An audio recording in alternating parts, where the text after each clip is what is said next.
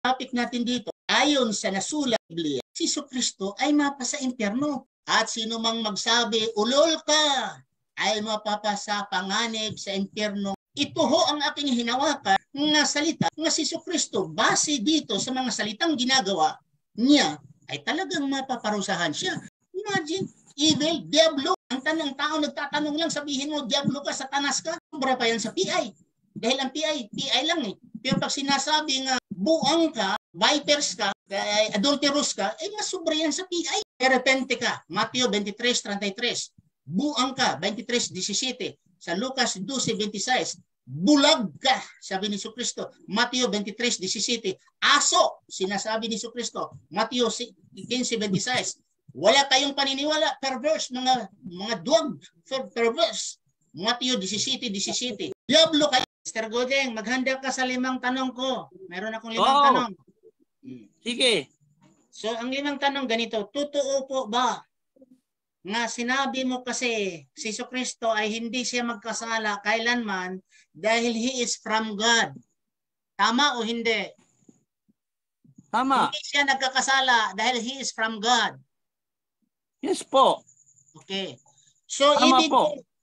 Okay. Next question. Next question.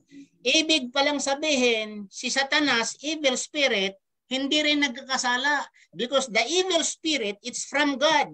1 Samuel chapter 16, verse 15, sinasabi, evil spirit from God.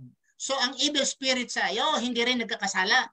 Dahil pag galing sa Diyos, hindi nagkakasala. You agree with it?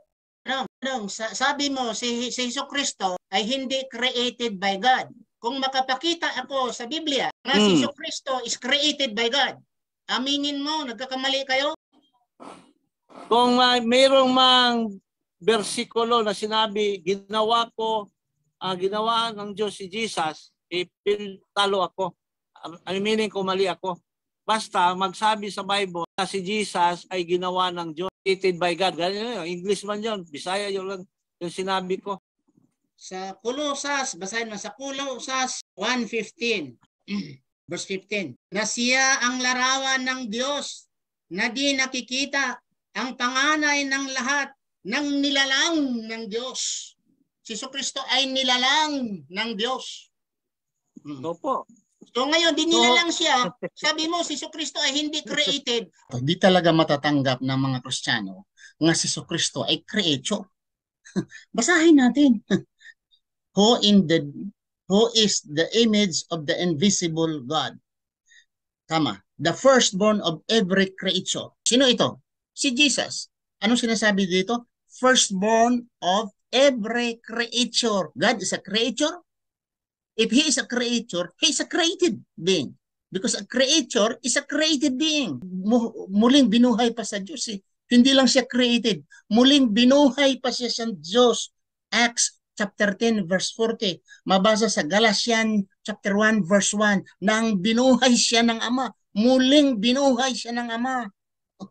Bismillah. Please mga kapatid, tulungan nyo ako sa pagdawa. By sharing, like lang, sharing, ito no, malaki na pong tulong sa akin. Dito sa Romans 3 verse 20, sinasabi dito, for all have sinned and come short of the glory of God. Lahat nagkasala.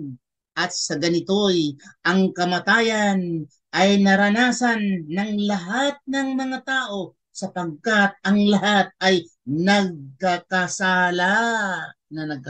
Lahat ng tao ay nagkakasala. Romans chapter 3 verse 10.